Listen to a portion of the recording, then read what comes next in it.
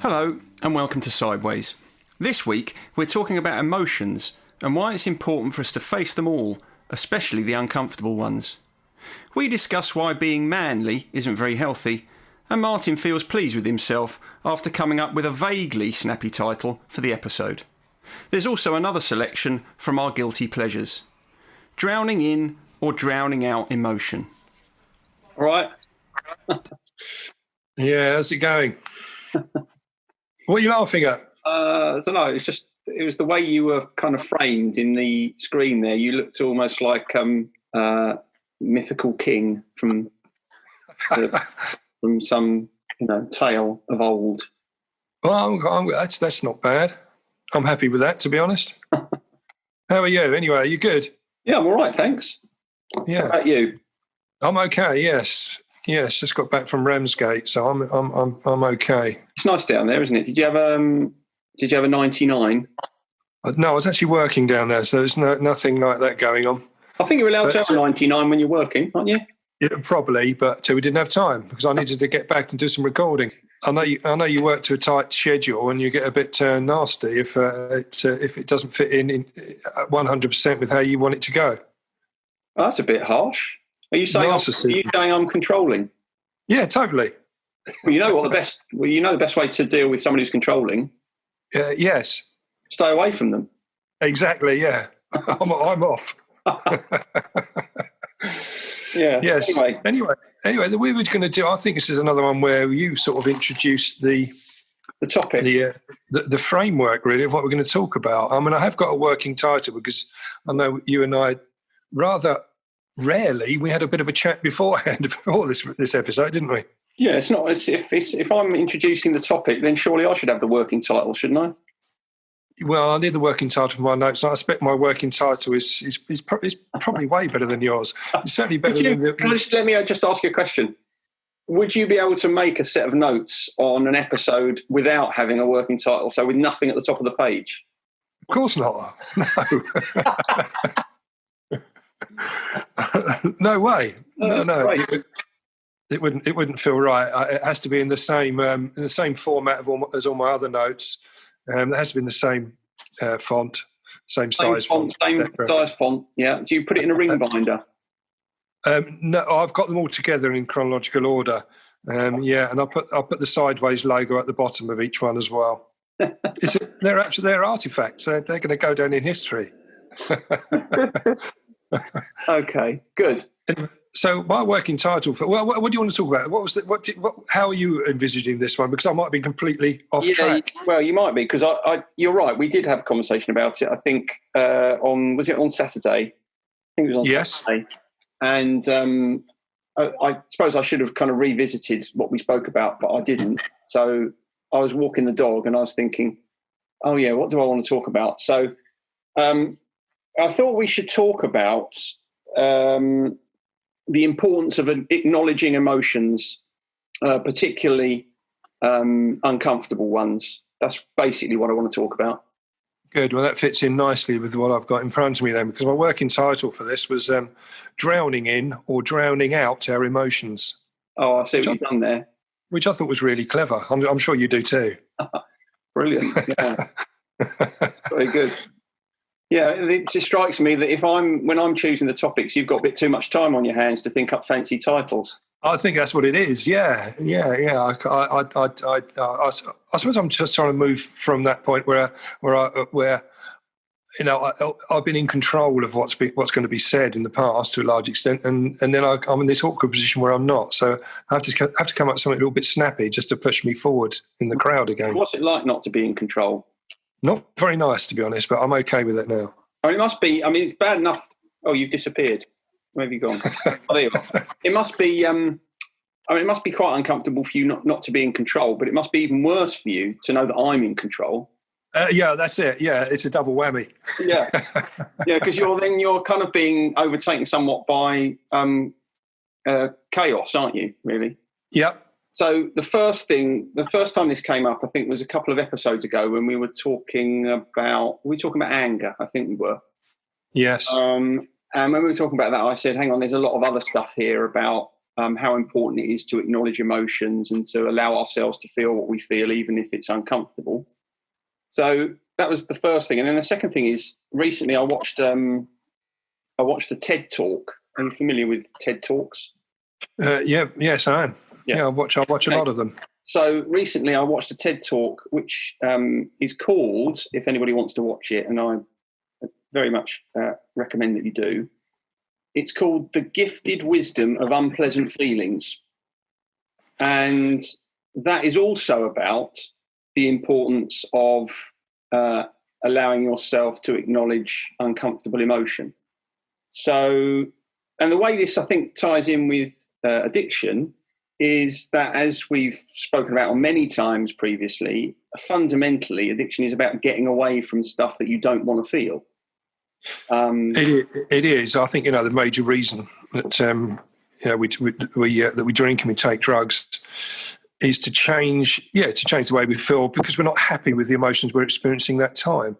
And I never used to think that statement was true initially. I never used to thought that in the early days that I was actually avoiding emotions particularly, but because I actually wanted to enhance the feelings I was having. I wanted the party to go on. I didn't want the party to stop. But we're looking back in retrospect. What I didn't want was that reality and responsibility to kick back in. So it was an avoidance. I was escaping the normal emotions you would experience with normality. Yeah, I mean, you kind of illustrated the point there a little bit, because you said there that one of the things that you wanted when you were drinking was you wanted to keep the party going, so you didn't want the party to stop. Well, that's fine, because that's fine as long as emotions are positive, as long as we're having a good time, as long as we feel happy or, joyous or excited, stimulated. Those are all fine. The problem comes for us when we move out of those emotions and we move into other emotions that are less comfortable: sadness, fear, grief. We don't want to feel those things. And there's a kind of natural reaction to feeling those emotions, which is, I quite like to get away from this as soon as I can.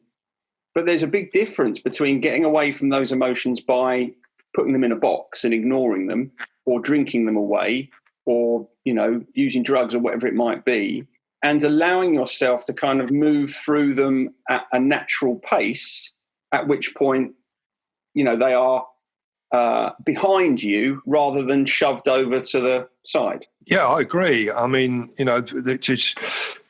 especially with alcohol, it's a one size fits all drug, isn't it? Because we can use it when we want to celebrate, and we use it when we're feeling pretty down and pissed off and want to drown our sorrows.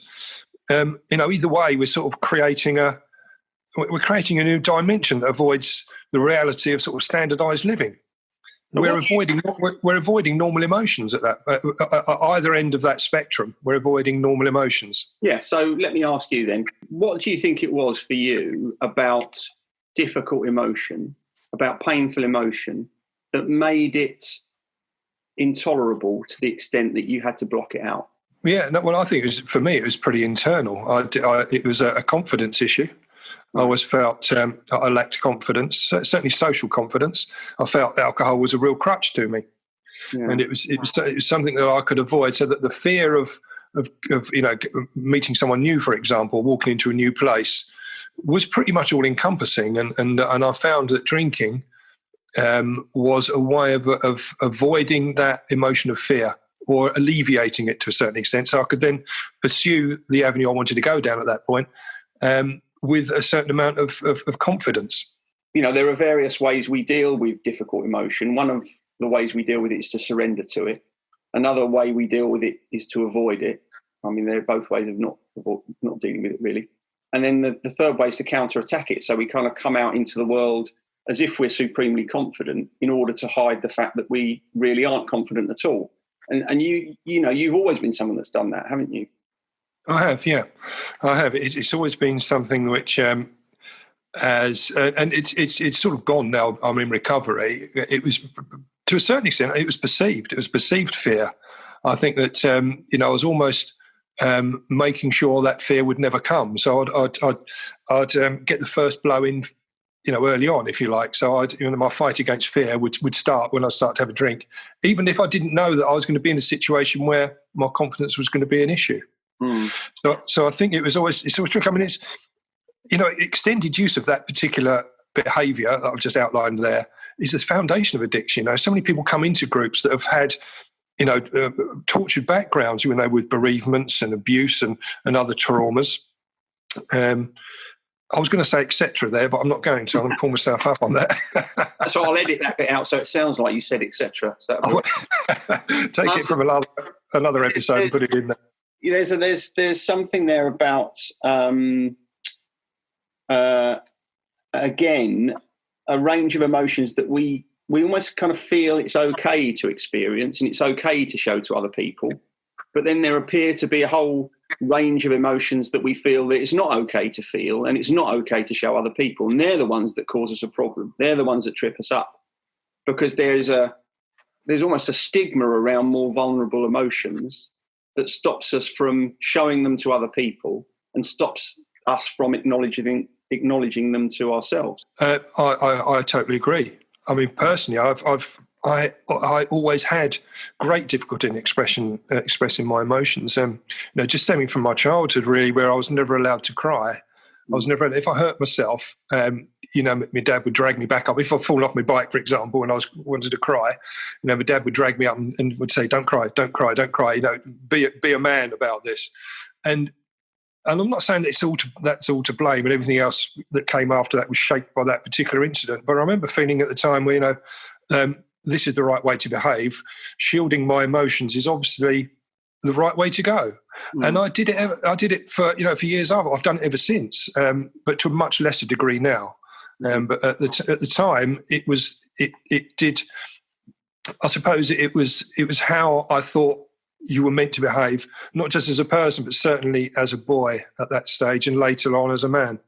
Yeah, I mean, you're highlighting the essential struggle that men have had in the past 2 or 3 generations, which is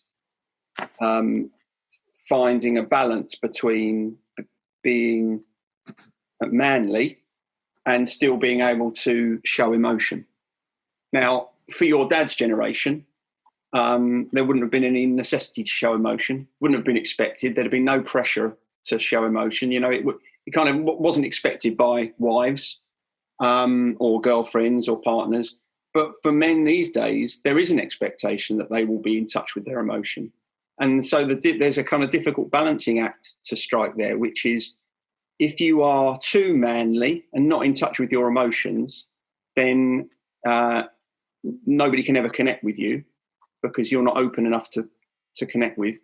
And if you go too far the other way and you're so in touch with your emotions, you lose your sense of masculinity. You're unattractive because you're just seen as a bit of a wet blanket. Yeah. So trying to balance those two off is essentially the struggle that, I think men are still finding that difficult. But it's certainly been the struggle for men of probably our generation and those that have come after, to be honest. Yeah, I mean, I think you're absolutely right. And it comes up, it's illustrated often in groups. I know I remember sitting in groups in the past and saying, I was sort of generalising, I think, and saying, us men, we struggle to show our emotions. And some of the younger guys in the group disagreed. And, they are more, certainly I think, and quite rightly so, are more able to express their emotions, certainly than my generation. The people coming through now seem to find it a bit easier to do so. Well, I think one of the reasons they find it easier is because thankfully they've probably grown up with fathers who themselves have been a little bit more open to their own emotions. I mean, this is not just an issue for men. This is an issue for women as well. I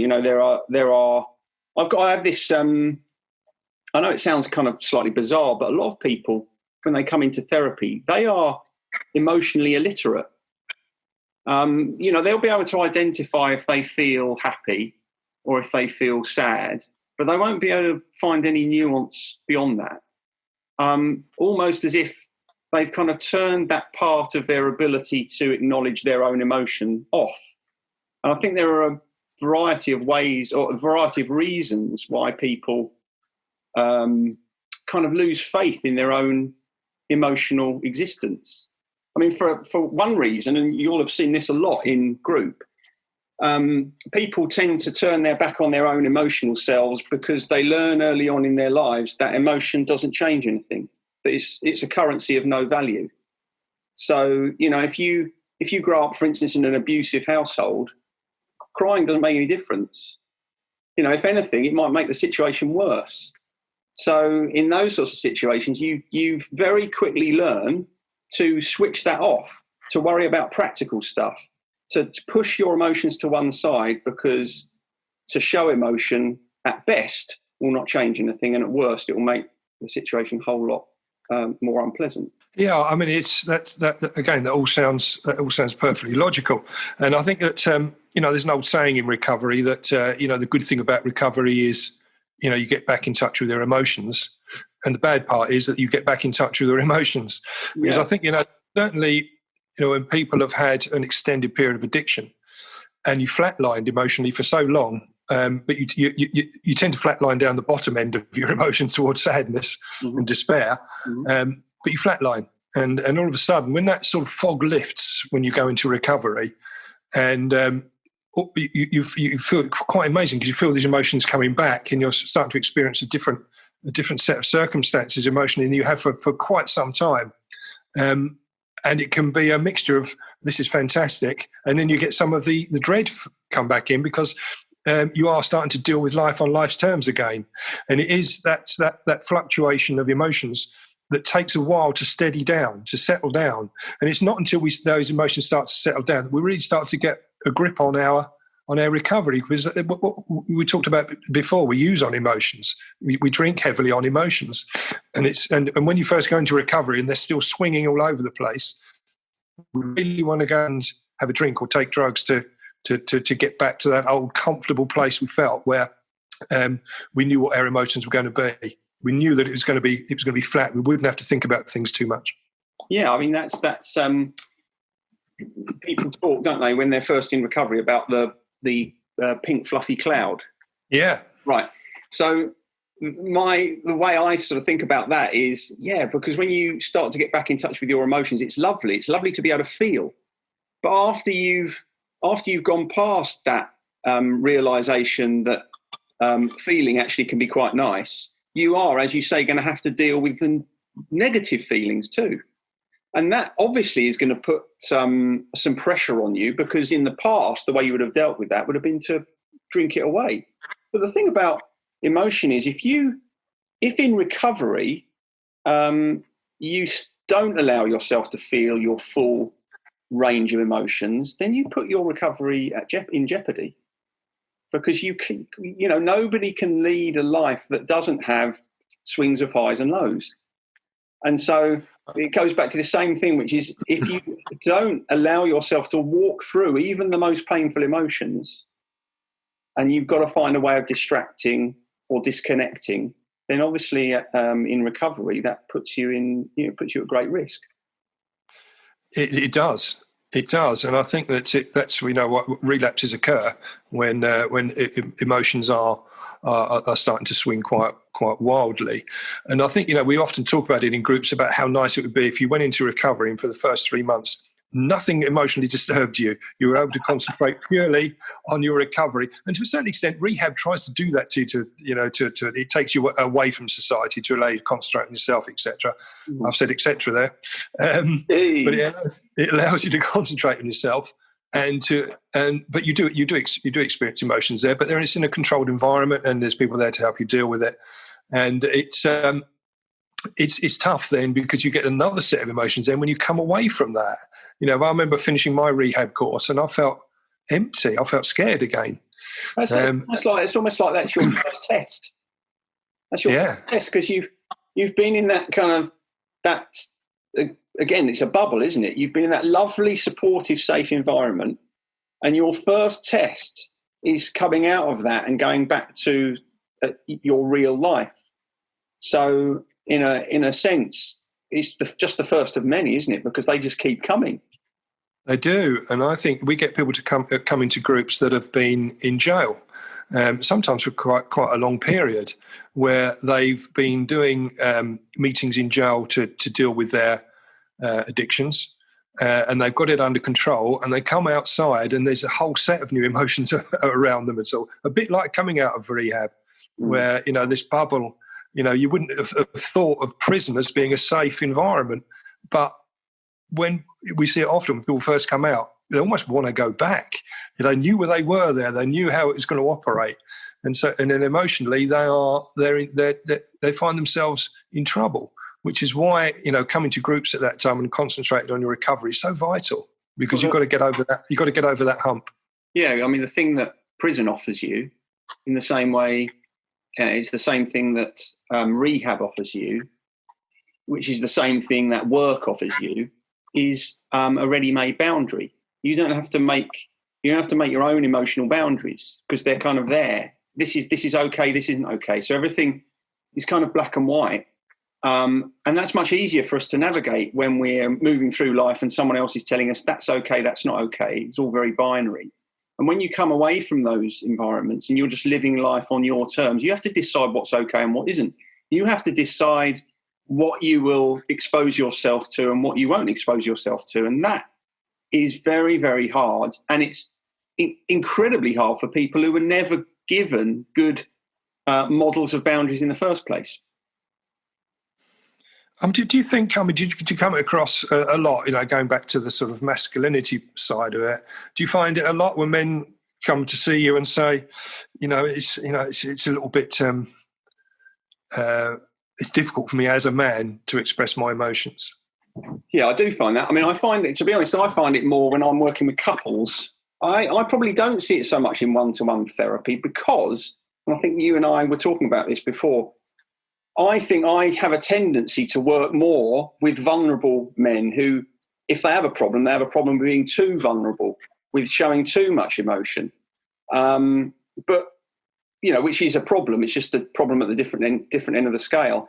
But yes, I think a lot of men do have difficulty showing their emotion because there is still a lot of a throwback from previous generations where it's kind of considered not manly. They've been taught that it's bad or it's weak or it's naughty, and so it's those sort of beliefs that we develop in childhood, they're very, very hard to dislodge. I think that, I always found it difficult to allow other people to see my, if I was sad or felt vulnerable.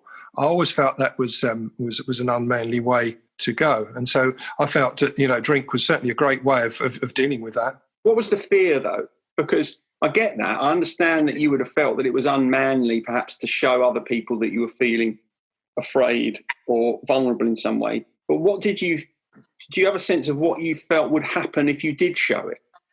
Was it about people seeing you differently or what? Yeah, I think so. I think there was also this thing where emotions can be, we genderize them to a large extent. We always say, getting in touch with your feminine side. And that, to me, felt like, emotions like sadness and vulnerability was almost like getting in touch with my feminine side, which I didn't want. Right. I felt that it was very much against the sort of male machismo that I was trying to represent, or I felt was inherent within me. Your ability to develop the other side of your psyche, the feminine psyche if you're a man or the male psyche if you're a woman, is so valuable. It's so valuable. Vulnerability is the only way you connect. So think about the way that vulnerability plays out in relationships. If you don't have an ability to make yourself vulnerable, you can never properly connect with your partner. It is impossible to love someone who is not open to being vulnerable. If you're in a relationship with someone who refuses to show any vulnerability, you can't really know them. And if you can't really know someone, how can you possibly love them? I think that's true. I mean, certainly I've been accused in the past of being a bit of a closed book, which again has led to, relationships not really maturing. No, it's probably been easier for you to be, to have male friendships than relationships with women. To a large extent, yeah, I think you're probably right. Yeah, because men tend not to demand anything of one another. They don't. Men can know each other for years and years and years and know nothing about one another. You're absolutely right. I think, you can go, in the old days we used to go out perhaps as a group of blokes to a pub and you wouldn't, you wouldn't know, you wouldn't really go anything beyond just joking and having a few drinks, and you go home at the end of the night, and you've really not talked about anything. I think it's a great, Mickey Flanagan doing his stand-ups. Yeah. You probably know the story I'm going to say, where he's gone out with his mates, and he gets home, and his wife says to him, how was Sue? How was Sue? How was Sue? And he said, well, Sue wasn't there. And she said, well, Tony was. Didn't you ask Tony how Sue was? And he said, I didn't even ask how Tony was. And that, to me, it typified how I've behaved. Yeah. And I think, men, we kind of laugh about that, but there's a kind of serious undertone. So, for example, I lived next door to a guy. When I bought my first house, I lived next door to the same guy for 10 years. I didn't know his name. One day he went away for a week and his answer phone kept beeping. So someone had left a message, he must have got full or something, and the beeping was driving me absolutely mad. So I put a message through I wrote a note, put a note through his door saying, Julian, when you go away next time, can you, make sure your answer phone's unplugged or something, because the beeping's driving me mad. And he came back and he said, who's Julian? His name wasn't Julian. I don't even know where I got it from. So, that's a case in point. Men find it very easy to go past the point where it feels awkward to kind of backtrack and find out stuff we didn't find out in the first place. I sat next to the same two blokes at West Ham for about 4 years. I didn't know either of their names either. We used to chat every week, but it got past the point where I could say, what is your name, by the way? Because we've known each other for 2 years. That is something about male vulnerability. There's something, it's almost like, I don't have that conversation about, what's your name then? Where do you come from? Tell me about yourself. It feels a bit awkward. And what I'm saying is that men, particularly, but women also, have to kind of get over that willingness to kind of feel uncomfortable and to face and acknowledge the things that make them feel like that. I always felt strangely that my emotions came closer to the surface when I was reacting to other people's emotions. For example, the tears of a loved one. And that, when your children cry and that sort of thing, that used to, emotionally, that I found I would be much more vulnerable at those points and emotionally open than any other. So not reacting to my circumstances, but almost to other people's. It was like empathy by proxy. Yeah, and the reason you can do that is because it's not so threatening, because there's not so much at stake. It's like people will say, I can't get in touch with my own emotion. I can't show my own emotion, but I'm always crying at movies. It's because it feels like it's a safe way of processing that emotion that you don't feel like you can let out yourself. Just going back to that thing I was saying earlier on about how some people are emotionally illiterate. I have this big, long list of feeling words, it's a feelings list, effectively. And sometimes I give this list to people and I say, I want you to have a look at this list and I want you to tick off on here the emotions that you recognise having, but you feel like you're not allowed to show. And that can be really revealing. People will tick great swathes of these lists of emotions that they feel they're not allowed to show, either to other people or even worse, themselves. Oh no, I mustn't allow myself to feel fear. I mustn't feel sadness. I mustn't feel, shame. And you think, well, does that stop you feeling it if you tell yourself you're not allowed to? No, of course it doesn't. Actually, what you're doing is you're making the whole thing worse because you're feeling it and you're saying, I mustn't feel that. I'm not allowed to feel that. And all that happens when you tell yourself you're not allowed to feel something, it just gets stronger. It's like anxiety. If you say to yourself, don't be anxious, your anxiety gets worse and worse and worse. So yes, I can see that. I can also see that sometimes, you get into a position where you shield your emotions because of the effect it could have on other people. But I know from a personal example, for me, I remember driving home. We were coming home from Wiltshire. We'd been away for a few days. And my wife was heavily pregnant and she thought she was miscarrying. And we was on a race then on the M4 to try and get home. And there was a massive pile up on there and we were stuck. And I could feel this fear in me rising the whole time about what happens if we, if this doesn't, are we going to miscarry on the side of the, on the side of the motorway, or is a baby going to be born, on the side of the motorway? And there's all this fear going on, but I couldn't show it. Mm-hmm. I couldn't show that. I had to show that I was in control and that was okay and everything was going to be all right. Mm-hmm. So there are times, aren't there, where we do we shield them for purposes that we feel are right at the time, appropriate for certain yeah, we do. I'll tell you what the problem with that is, though. The problem with that is, I bet that most people who do that overuse that ability, and you'd be one of them. Okay. So that the situation you're offering there is, that's probably a situation where it's absolutely reasonable for you to put your own emotions aside for the good of your heavily pregnant wife and kind of hold it together, because both of you falling apart on the M4, not very helpful.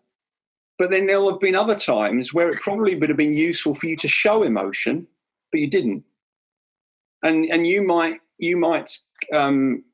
kind of excuse it in yourself by saying, I'm just kind of holding it together. Yeah, but here's a time when you don't want to hold it together. Here's a time when you want to show what you feel. And actually, you mentioned children there, and they're a classic example, because so many people say to me, I don't want to cry in front of the children. I don't want to show the children that I'm hurting. I say to them, why not? Why don't you want your children to see that you hurt? If you don't show your children that it's okay to show that you've got difficult emotion, what do you think they're going to do? They're going to grow up thinking, if I feel something that's painful or difficult, I mustn't show it because Dad never showed it or Mum never showed it. That's not what we want to teach our children. We want to teach our children it's okay to show emotion, that if you feel happiness and joy, you're going to show that. Why shouldn't you feel sadness and fear? They're just emotions. They're uncomfortable, sure, but they're not. They're no different. They're just emotions, just the same as the ones that we like. Very wise. Yeah, I can understand that. And I found that certainly sobriety has brought those emotions back into focus. And I'm quite happy to I mean, I don't know. I'd never really cried at films. I think the first time I ever cried at a film was Schindler's List. And I remember at the time, but I was still drinking at the time, but I remember thinking, I'm not really comfortable with this. I was sitting there with someone and we were watching the film and I was tearful. But now I don't mind. I don't mind so much. I don't mind if I see something sad in a film or on the telly that, I feel myself welling up. I'm okay with that now. So I have matured. That might be through age, but certainly sobriety has brought that on, because in the past I just had a drink and forgotten about it. It certainly won't just be age. It will be sobriety that's brought that on, and your ability to be more accepting of yourself. Yeah. Did you manage to cry at the 2006 FA Cup final? Yeah, I did. Do it. Well, I was actually I was away on holiday in somewhere. I think I was in France. It was during my lost decade, remember? Yeah. And so it was all very fuzzy. But I remember feeling incredibly depressed when Stevie Gerrard struck that equaliser. Yeah. So close. I bet you had a big old drink that night, didn't you? Oh, I did. Yeah, much, very much. I got involved. Yeah. So the thing about emotion, if you don't acknowledge your emotion and allow yourself to feel the discomfort, you can't ever get through those emotions and put them behind you. That's the bottom line. There's, I think it was Robert Frost who wrote in one of his poems, "The best way out is always through." If you don't allow yourself to move through emotion, you can never get out the other side. And I'll tell you what the best example of that is, bereavement. Yeah. Because I know. Bereavement, there's no avoiding it. It's got to be walked. Well, you don't actually have to walk through it. You can put it aside, but it'll bring you down for your whole life. And with bereavement, you have to walk through it. You can go as slowly as you like. You can stop, whatever, but you've got to go through it. Once your addiction is in full flow, you put your emotions on hold, and when you do go into sobriety, they do come rushing back. I remember feeling almost like a mind rush, not just emotions, but everything, knowledge, everything that that's happened in the past. You start to get clarity on. It's a very, very troublesome time, but it does. Once that settles down, things are fine, and I'm much better with my emotions now. I think it's easy to handle, and I think walking through them. I know you taught me that in the past, that walking through them is the only way to deal with it, and I do. And I remind myself that this is transient. It will pass.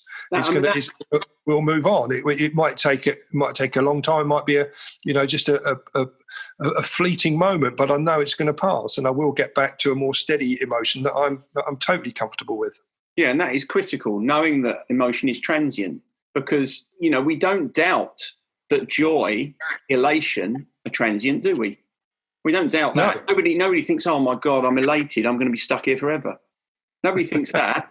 So why do we feel that sadness and fear are going to be any less transient. It doesn't make sense. Humans can't stay in one emotional state forever and ever and ever. But our panic that we're not going to get out of uncomfortable emotion is the very thing that keeps us stuck in them. Yeah, there's a lot of truth there. I mean, is embarrassment, that's not an emotion, is it? Yeah, I guess it is. It's kind of shame, isn't it? Embarrassment. It is. Well, I felt that at the end of our last podcast when I was telling you about my guilty pleasures.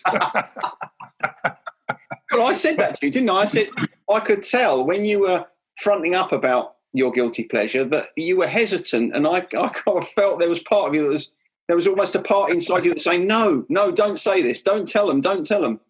I know, yeah, but I'm all right with that now. I'm ready to let out what my second track of guilty pleasure is. Fantastic. What is it? Because I've Born to Be Alive by Patrick Hernandez. What is it? Oh dear. You see, I mean, it's just a great track. It makes me feel quite happy, but I've been embarrassed for all these years. I've got the single hidden away. It might be one of those singles that I haven't put in alphabetical order in case someone thumbs through. Oh dear, that is an absolute humdinger. That one. Can I out someone for their guilty pleasure at this point? Well, I don't know. How do you think they'll feel about it? I don't know. I'm sure they listen to this podcast. But it's. I want to talk about Yem. You know Yem. Oh yeah, I know Yem. Yeah. We won't use his real name just in case. Oh, all right. We'll call him Yem because I remember we used to go around to his house a lot, and he used to come around to mine. But around at his house, we used to sit there, all afternoon, all evening, listen to sort of the music we were into at the time. We loved sort of the new wave of heavy metal. So we loved all those groups going on at the time. Motorhead and Judas Priest and Saxon and people like that. And I remember there was a group of us sitting there, and then Yem just suddenly got up and put a single on, which was Master Blaster Jamming by Stevie Wonder. Right? And I remember thinking at the time, that's an incredibly brave thing to do, because we sort of laughed, and then I think after a while we thought, actually, that's not a bad little tune. So in which case, what you're really saying is that originally you thought it was a guilty pleasure, but actually turned out it wasn't really. No, I didn't. But I don't know. He looked a bit sheepish when he put it on. But in retrospect, it's not a bad. I think that's right. I think probably Stevie Wonder. I don't think you could call anything by Stevie Wonder a guilty pleasure, even though I'm not a massive fan of Stevie Wonder myself. No, but you've got to admire him, haven't you? Yeah, I did admire him for that. But what about yourself? Have you got your number two? Yeah, I've got my second one. So my second choice this week is I Want It That Way by the Backstreet Boys. which is an absolute tune, and made all the better by that fantastic key change near the end. Brilliant. Can you just say what the track name was again, because we need to emphasise this one. My guilty pleasure this week is I Want It That Way by the Backstreet Boys. I don't really think there's anything funny in that. No, there isn't. There isn't. Do you think? I think we ought to get people to. In fact, last week, after you were talking about Barry Manilow being one of your or certainly the track Mandy. Yeah, don't start saying he's one of my all-time favourite artists. I didn't say that at all. I just said I enjoyed the track Mandy. Okay. Right. Well, no, I think you're hiding that away. I think you're a massive fan. But it was surprising how many people did come out afterwards and say, actually, I quite like Barry Manilow. What I'm showing is an interesting and important level of vulnerability. Yeah, you are. But I think I was most surprised by. In fact, it was put on our Facebook page, wasn't it? Aaron that comes to groups who, in his record collections, mainly things like Napalm Death and Pig Destroyer. He did say that he had a sneaking respect for Barry Manilow, and he'd seen that album cover that I put on the Facebook page. He'd seen it at his parents' house. And so, he's quite a big Manilow fan as well. So you helped people to sort of out themselves to a large extent. I'm helping people to show their vulnerability, which is, on the one hand, the subject matter of today's episode, and secondly, and more broadly, fundamentally, I think it's what we're here for, isn't it? Yeah, it is. Yeah. Yeah. So we've achieved our aim, I think, to a large extent. Just just before we go, I'm just trusting that you're choosing things that genuinely are guilty pleasures of yours and songs that you like, rather than just for dramatic effect. Oh, yeah, totally, yeah. There'd be no point in doing that, I don't think, because otherwise you'd choose, I don't know, something by Gary Glitter or something like that, when you're just to be shocking, or Rolf Harris. Oh, I had Two Little Boys by Rolf Harris in my record collection. I think every household had that at the time. It was a massive seller, wasn't it? I'm sure my mum bought that one home, and we did play endlessly. Don't blame your mum. I expect you hankered after that. Can you guess what it is? Yeah. I think we had a Rolf Harris album. Yeah, so it wasn't just Two Little Boys. That was the taster. I've got to go now, so I've got to go and do some work. Yeah, we've gone off track. Afternoon now, are you? We've gone off track a little bit, haven't we? No, not at all. No, I've got plenty of things I need to be cracking on with. Well, crack on with them then. I will. All right. I'll see you next week. All right. I'll see you next week. See you later. Bye. Bye. Sideways was created by Graham Landy and Martin Pankhurst. If you want to read more about our work, visit grahamlandywellbeing.co.uk/sideways-podcast. You can follow us on Twitter, you can find us on our Facebook page at Sideways Podcast, and you can email us to let us know what you think of the show or with anything you'd like to ask us. Finally, we want to thank you for listening and ask that if you've enjoyed what you've heard, that you spread the word. And we'll see you next week. You are my fire, the one desire, believe when I say I want it that way. Tell me why ain't nothing but a heartache. Tell me why ain't nothing but a mistake. Tell me why I never wanna hear you say I want it that way. Time was on my side when I was running down the street. It was no bind, bind, bind. A suitcase and an old guitar is all I need to occupy my mind, mind, mind. You see, we're born to be alive. You see, we're born.